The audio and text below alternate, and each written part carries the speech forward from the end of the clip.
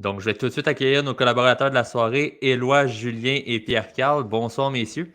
Bonsoir. Donc, commençons justement en parlant du Canadien. On en sait un peu plus sur l'alignement, en fait, partant de l'équipe pour ce premier match de la saison. Je vais vous montrer les trios qu'on avait aujourd'hui à l'entraînement, donc dernier entraînement de l'équipe avant de partir pour Toronto. Évidemment, il n'y a rien de coulé dans le béton, mais tout de même, on voit que Martin Saint-Louis a décidé de garder Michael Pezzetta et Arbor Xhekaj à l'extérieur de sa formation partante. Sinon, bon, du côté des gardiens de but, Jake Allen semble être celui qui va obtenir le départ. Primo s'entraînait comme deuxième gardien, mais Samuel Montembeault s'entraînait sur une deuxième glace, donc on peut comprendre que c'était simplement pour l'entraînement et que Montembeault devrait à tout le moins être auxiliaire lors du match de demain. Donc, peut-être pour commencer, vos premières impressions. Julien, je vais te laisser commencer ça. Que penses-tu des trios de Martin Saint-Louis? Ça peut être bon. C'est sûr que là, on joue à l'extérieur, donc on a voulu mettre 3 centres, là, Monahan comme centre plutôt que comme allié, ce qu'on peut peut-être se permettre en contrôlant les match-ups à la maison. Aussi, il manque de Verac.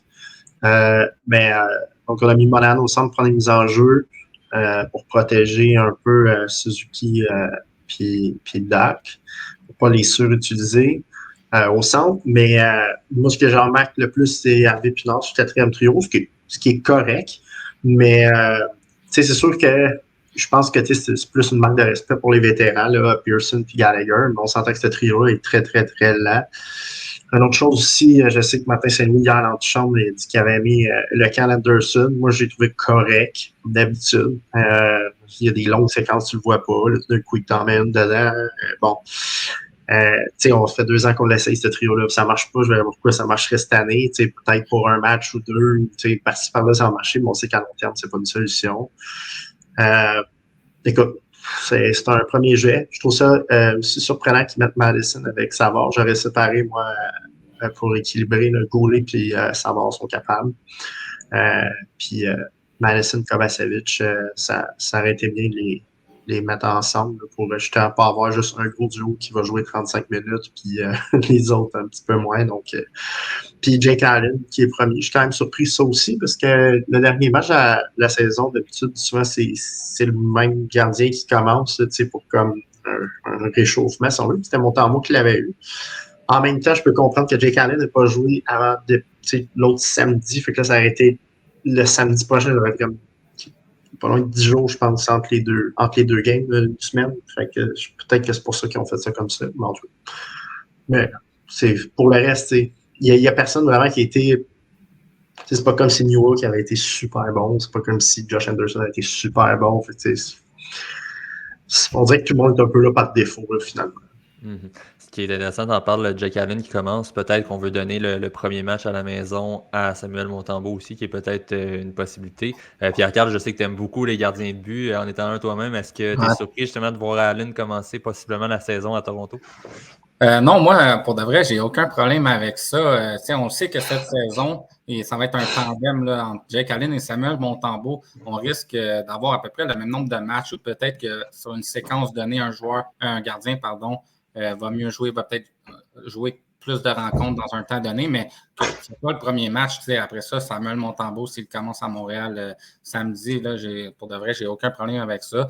Il l'a expliqué en entrevue là, aujourd'hui en conférence de presse, Martin Saint-Louis, que pour lui, il pensait avoir plus de chance avec Jake Allen. Écoute, c'est le premier match de la saison, donc la saison est longue, donc on est en train de voir les deux évoluer, peut-être même Caden Primo, là, ça c'est un autre dossier. Mais sinon, pour ce qui est des trios à l'attaque, le troisième trio, il va peut-être avoir des changements, même après. Durant le premier match, là, il y a souvent des ajustements, des trios qui changent. On risque de voir Harvey Pinard faire quelques séquences avec Monahan et Gallagher. Là. Je ne serais pas surpris qu'on ajoute un peu de vitesse sur ce trio. Mais sinon, Josh Anderson, moi, j'ai quand même bien aimé son camp d'entraînement. On sait à quoi s'attendre de lui. C'est sûr que ce n'est pas toujours le gars le plus constant. Mais dans le camp d'entraînement, c'est sûr qu'on jouait contre plusieurs recrues, mais je trouvais qu'il volait quand même sur la patinoire. Il était très rapide. C'est sûr qu'il a de la misère à concrétiser ses chances de marquer. Mais pour un premier match, moi, j'ai pas de problème. J'aime bien aussi la combinaison de Dak et Slavkovski ensemble. Oui, très intéressant. Sinon, ce qui est intéressant aussi, c'est tout ce qui est coupure et les joueurs qui sont restés. On a quand même certaines surprises. Bon, à un certain point, la plus grosse surprise, on va en parler, c'est Joël Armia. Donc, le Canadien a subi au balotage, qui n'a pas été réclamé et qui devrait se rapporter à Laval dans les prochaines heures, possiblement demain, parce qu'évidemment, c'est question salariale qu'on le garde à Montréal jusqu'à temps que justement la formation finale soit remise pour ensuite le renvoyer avec le Rocket. Armia n'est pas un joueur qui a tout cassé dans les dernières saisons, là, même a eu beaucoup de difficultés et décevait vu son contrat. Mais Éloi, c'est quand même un gros message que lance la direction, justement, de dire on prend un vétéran, on te renvoie à Laval si tu ne fais pas le travail. Oui, ben c'est ça. C'est décevant un peu pour Armia quand tu penses à tous les services qu'il a rendus à l'équipe aussi. Quand même, en 2020-2021, il était là. Puis il jouait du bon hockey quand même. Il était solide en série éliminatoire pour le Canadien. Mais malheureusement, bon, c'est assez clair qu'il ne faisait plus le travail là, depuis 2022. Il a été blessé. Il a eu la COVID quelques fois. Ça n'a peut-être pas aidé non plus. On dirait qu'à chaque fois, il revenait, il était un peu plus lent. Donc, pour l'individu, c'est sûr que c'est décevant. C'est plate que ça se termine comme ça. Puis je dis ça se termine parce que ça m'étonnerait qu'il soit rappelé. Là. Je pense pas qu'il va brûler la Ligue américaine, Yoel Armia, malheureusement. Ça semble être pas mal être arrivé au bout du rouleau. Mais par contre, s'il se rapporte avec le Rocket, ça va faire un gars qui peut jouer physique, pour qui le jeu va avoir l'air un peu plus lent. Donc peut-être que ça va l'aider aussi. Puis il peut peut-être aider les jeunes aussi qui arrivent d'Europe, notamment, à s'ajuster au style de jeu nord-américain. Fait pour vrai, ça peut aider à Laval. Puis oui, ça envoie un message à ceux qui sont en haut de dire il faut se forcer, il faut travailler fort encore parce que la direction générale a des ressources, puis elle va les utiliser si jamais tu ne fais pas le travail. Donc oui, ça envoie un message fort, c'est certain. Sinon, parmi les autres joueurs qui ont été coupés, on a Mathias Norlander qui a surpris un peu tout le monde durant le camp d'entraînement. On lui a préféré Justin Barron, donc qui est un défenseur droitier. Et sinon, par la suite, Emil Heinemann aussi qui a été rétrogradé. Et on a décidé de garder Jesse Ulonen à Montréal. Julien, est-ce que tu es d'accord avec ces deux décisions-là de l'organisation? On aurait peut-être dû y aller plus au mérite dans le cas des défenseurs. On aurait pu aller plus au mérite. Dans le cas d'Ilonen puis Heinemann, ils ont sensiblement connu un camp pareil, même si je pense qu'Heinemann a un plus gros plafond parce qu'il y a plus d'outils qu'Ilonen. Par contre, pour un camp presque égal, perdre Ilonen au balotage, parce que probablement qu'il a été pris, il a quand même presque un contre 2 matchs l'année passée, puis il est encore jeune. Donc, donc c'est ça. Fait que, le choix était quand même facile considérant le fait qu'il y en a un qu'il fallait qu'il soit au balotage, l'autre non. Pour le peu de différence qu'il y a dans le camp, même je pense qu'Hanneman est un petit peu meilleur, même si ça n'a pas été super. Dans le cas de Barron, encore là, je pense qu'on a choisi la position. T'sais, avec Jack et Harris, on a déjà comme un gaucher de plus. Fait que là, 2 gauchers de plus, ça aurait été peut-être pas la situation idéale. Je pense que c'était plus facile aussi, vu que Barron a fait le club l'année passée, puis pas Norlander. C'était comme plus facile, peut-être au niveau de l'ego, de la confiance. Peut-être ça aussi, ils connaissent la personnalité des gars. Par contre, moi, dès qu'il y a une blessure, que ce soit à droite ou à gauche, le premier défenseur, ça, c'est sûr que c'est Norlander qui va être frappé. Là. Ça, c'est un peu une question. Mailloux, je pense qu'ils vont le laisser toute l'année là, à moins qu'il y ait une deuxième blessure. Quoique Martin Salou a dit qu'il pensait voir Mailloux en cours de saison. Donc, non, ça va dépendre des performances en haut, ça va dépendre de ses performances en bas. Ça va, tu peux dire ça, mais peut-être qu'il va avoir de la misère avec à s'adapter. On ne sait pas encore ce qui va arriver. Il ne faut pas trop parler en début de saison.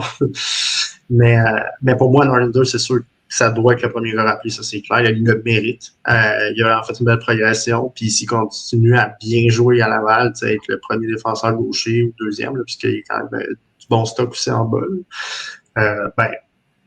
Honnêtement, je suis sûr qu'il va avoir sa chance. Mais si on parlait juste du mérite et non de la position, puis bon, le facteur qu'il y en a un qui a joué l'année passée, l'autre non, c'est sûr que Barron ne mérite pas d'être là. Mais là, tu vois, regarde, il est healthy scratch pour le prochain match. Fait que, non, c'est Jack qui non, c'est Jack et justement, on va en parler. En fait, Éloi, Jack et Pezzetta qui seraient les deux joueurs healthy scratch. Donc, c'est quand même surprenant qu'on regarde les Maple Leafs qui ont quand même beaucoup d'éléments, en fait, des éléments truculents, comme l'aimerait dire Julien. Oui, c'est ça, les Leafs qui ont effectivement Reeves, Domi, on a de la truculence, mais puis donc à premier abord, tu peux te dire, tu sais, Jacky et Pezzetta, ce serait des gars qui pourraient compétitionner avec eux, mais si on regarde le quatrième trio des Canadiens en ce moment, tu as 3 gars qui peuvent marquer peut-être une douzaine de buts. Là. Je ne dis pas qu'ils vont tous le faire. Evans en a marqué 2 l'an passé, mais ils ont tous le potentiel de le faire. C'est des gars qui peuvent patiner, qui peuvent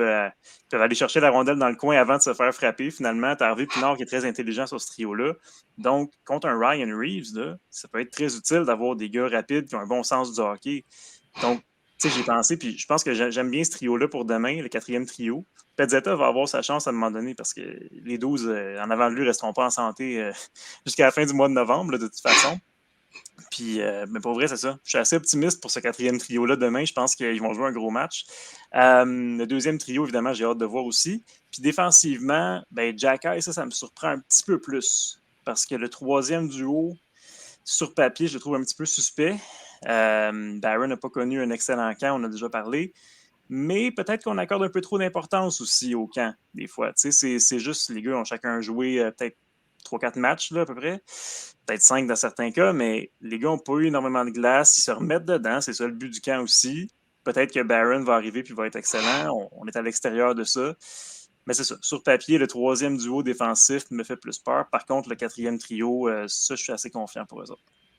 Moi, j'ai peur un peu. J'ai vraiment le feeling que Savard et Madison vont jouer genre 28 minutes. Ouais, je trouve ça rough là, pour 2 vétérans en partant contre les Leafs. Puis d'après moi, Goulet, Kovacevic, d'après moi, c'est ça le plan de main. Là, tu disais le 3e duo est suspect, je pense que ça va pas rien.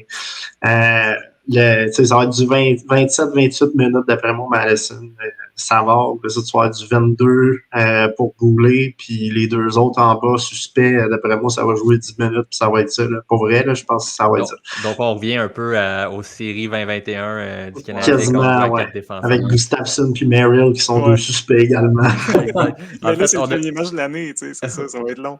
Exact. On a Hugo, donc qui ne peut pas être avec nous ce soir, qui mentionne qu'Heinemann va connaître une bonne saison à Laval pour arriver encore plus fort l'an prochain. Effectivement, Heinemann est quand même juste arrivé l'an dernier en Amérique du Nord, donc il ne faut pas non plus se presser dans son cas. Et oui, il pourrait avoir quelques rappels en cours de saison. Donc moi, je pense que c'est veut pas des attaquants qui pourraient venir prochainement. Et il mentionne aussi qu'il s'ennuie de Merrill, vu qu'on l'a mentionné. Donc, il y a juste à s'acheter un jersey de Merrill de Minnesota. Exactement. Ouais. Sinon, de ton côté, Pierre-Carl, que penses-tu justement des coupures et des joueurs qui ont été sélectionnés pour rester? Est-ce que tu es d'accord avec les choix de l'organisation? Oui, je pense que on est allé avec, surtout du côté de la défensive, avec les joueurs qu'on avait déjà l'année dernière. Donc, Justin Barron, comme Julien expliquait tantôt, c'est à cause qu'il était là l'année dernière, si on l'a pris, parce que c'est pas lui qui a connu un très bon camp. Si on y allait au mérite, c'est sûr que Norlinder aurait mérité sa chance. Puis le fait aussi qu'on ait 3 gardiens de but à Montréal, donc on doit céder un joueur de plus, soit en avant ou en défense. Donc, là, dans ce cas-là, peut-être que si on avait eu 2 gardiens de but aussi, Norlinder aurait resté avec l'équipe et aurait pu avoir quelques matchs, mais je ne suis pas inquiet dans son cas. Je suis certain qu'il va avoir des rappels durant la saison. Il y a des joueurs qui vont avoir des bobos et des blessures. Fait on ne le souhaite pas, mais ça risque d'arriver. Donc, je ne suis pas inquiet pour lui. Puis, pour Emil Heinemann, il est arrivé l'année dernière. Moi, je l'ai vu à Laval. Il s'est très vite adapté aussi. Il a une très bonne fin de saison. Mais je pense que ça va être bon pour lui d'aller comme sur un premier, 2e trio à Laval, connaître des matchs avec beaucoup de temps de jeu, au lieu de jouer ici sur une 4e ligne, peut-être une 3e ligne avec une équipe, peut-être qu'il n'y a pas beaucoup de place pour lui, de jouer 10-15 minutes. Donc, d'aller jouer presque 20 minutes, exemple, là, par match. Je pense que ça va être bénéfique pour lui à long terme. Jesse Lonen, on connaît son plafond. Je pense qu'on a pas mal fait le tour, si on veut. Ça va peut-être être sa dernière année, selon moi, là, cette saison. Là. Je pense qu'on sait à quoi s'attendre. Puis il y a beaucoup de joueurs de ce style-là qu'on peut retrouver un peu partout, soit dans les agents libres ou on peut insérer des jeunes à la place. Là. Mm-hmm. Puis tu mentionnes justement qu'il pourrait jouer sur un premier trio du côté d'Heinemann à Laval. Quand on regarde un peu la profondeur offensive de l'équipe, c'est impressionnant. Là. Pour exemple, le Rocket, on pourrait commencer l'année avec Heinemann, Maillet qui arrive d'AKHL et Joshua Roy sur un même premier trio. Donc, ça part très bien. Par la suite, évidemment, on a plusieurs joueurs, autres atouts, dont Elias Anderson qui va être un peu plus bas dans l'alignement pour commencer, mais qui a connu une excellente saison l'an dernier dans la Ligue américaine. Ouais. Donc, et plusieurs autres espoirs, dont Sean Farrell notamment, possiblement Philippe Méchard s'il reste avec l'équipe, quoique son cas n'est pas encore décidé pour lui, donc ça restera à suivre, mais tout de même des joueurs très intéressants à Laval, ce sera une équipe à suivre cette année et possiblement, je fais plusieurs rappels, on le sait, c'est dans les habitudes du Canadien d'avoir de nombreux blessés très rapidement, donc pour faire place aux jeunes, on risque d'en voir assez rapidement à Montréal.